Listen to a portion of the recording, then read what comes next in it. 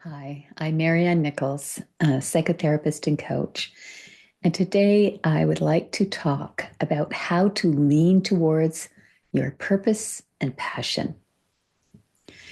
It seems that these days there is so much to fear: poverty and the result of poverty, isolation, physical harm are three very real concerns. At the same time, these days, there is also so much to look forward to, at least in the free world: opportunity, support in unexpected places, relatively inexpensive access to healthy living. Sometimes it's really a matter of which of these two realities we focus on that makes the difference. When I witness, say, a robbery, my focus can dwell on a lack of safety.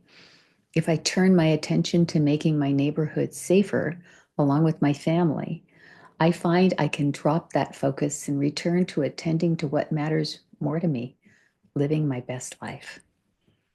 It reminds me of an often heard cliche: plan for the worst and expect the best.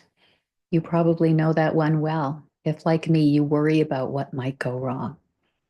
It isn't that we don't know that things might go wrong, but rather determine what that might be and take care of it the best we can.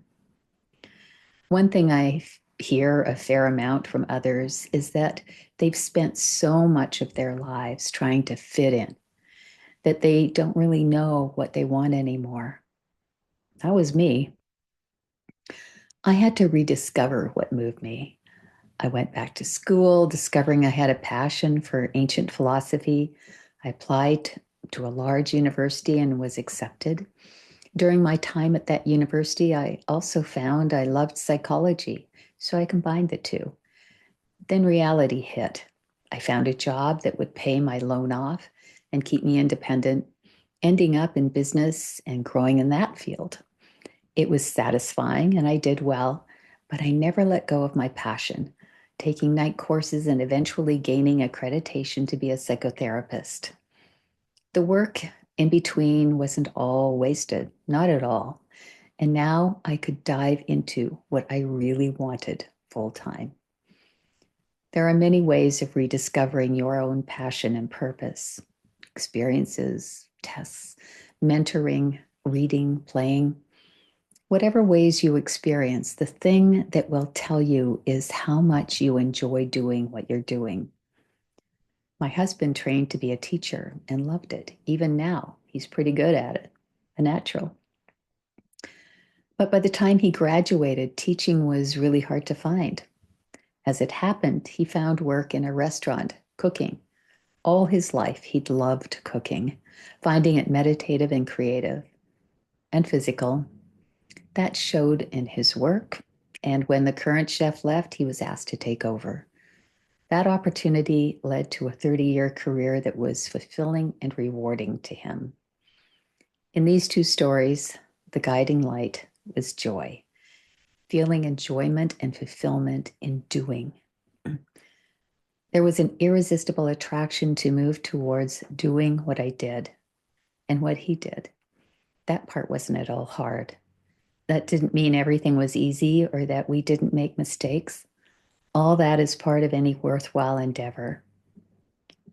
Notice how it feels when you're doing something you enjoy. Then consider if you can make a living doing it. If you can, find a way and try it out. You might also notice an immediate fear response of trying something you love out. Most of my clients are in a cosmopolitan city that is expensive. They need to live and support their family, and that means whatever they decide to do needs to work for their family. That's when you really need to take stock of what is truly important, what you can let go, and what you must include. That can be painful for so many reasons and is something any person who chooses what they desire in life must eventually do. What can support you in making the right decision? Self-acceptance, replacing self-doubt with self-love. These are topics of other video blogs and are listed below. This ends my series of how ambition is not a dirty word. My next series will be on fear of success. One thing that has tripped me up over and over, and that took me a while to even see, is fear of success.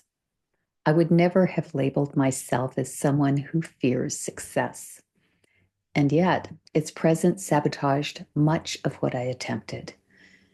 If you're interested, sign up to my channel so you can get notification of when it comes out. Thanks for your time.